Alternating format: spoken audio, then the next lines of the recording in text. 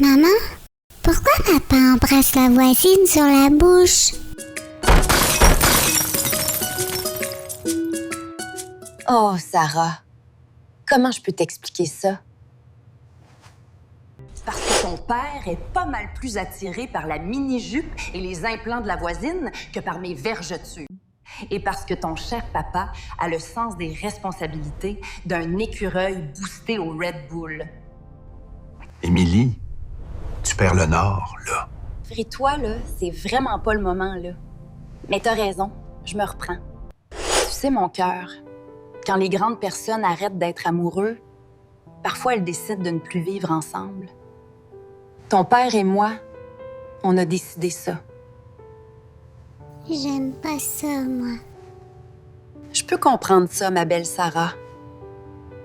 Là, ton père a trouvé une nouvelle amoureuse. La voisine?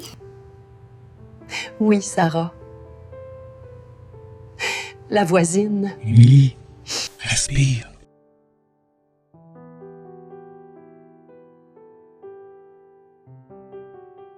Je le sais que c'est un grand changement dans nos vies. Mais tu sais ce qui change pas? Papa et moi, on sera toujours tes parents. Quoi qu'il arrive. Oui, mais... moi, j'ai de la peine. C'est correct d'avoir de la peine. Moi aussi, j'en ai des fois. Maman? Toi, tu vas pas t'en aller, hein? Oh que non. Moi, je bouge pas. Je suis là, je reste là. Tu risques de te tanner de me voir avant que moi je me tanne d'être près de toi. T'as pas à t'inquiéter pour ça, Sarah. Maman? Tu l'aimes, toi, la voisine? Oh! Si je l'aime tellement que je rêve de lui arracher ses fossiles un à un et de lui coller ses lèvres pulpeuses avec de la super glue pour ne plus entendre sa voix de greluche. Et de lui lancer au visage toutes les insultes qui font partie de mon vocabulaire très développé. À cette chère Miss South Beach. Je voulais dire Miss South Beach, bien évidemment. Maman? Alors, tu l'aimes, toi, la voisine?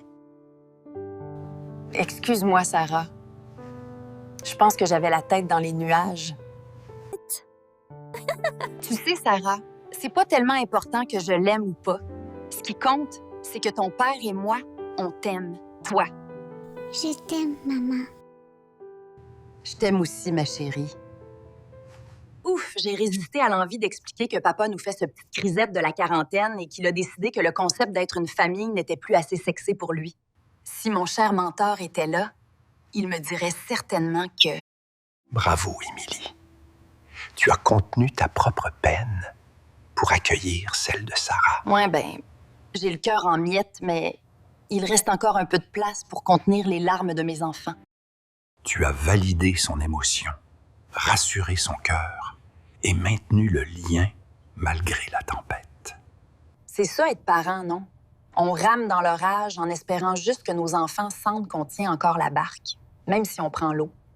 Parce qu'il faut bien un capitaine, quelqu'un qui garde le cap, même quand le ciel nous tombe sur la tête.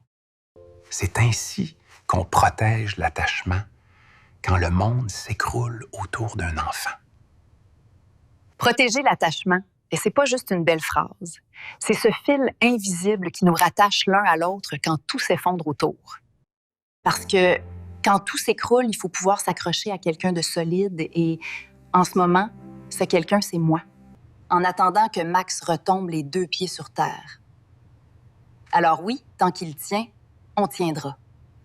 Bon, maintenant que j'ai survécu à ça, la mère pas parfaite que je suis va aller se rouler en boule dans la douche, puis après, je reviens être sage et mature. Promis. Maman, c'est quand tu vas sortir des toilettes? J'ai envie de pipi, moi.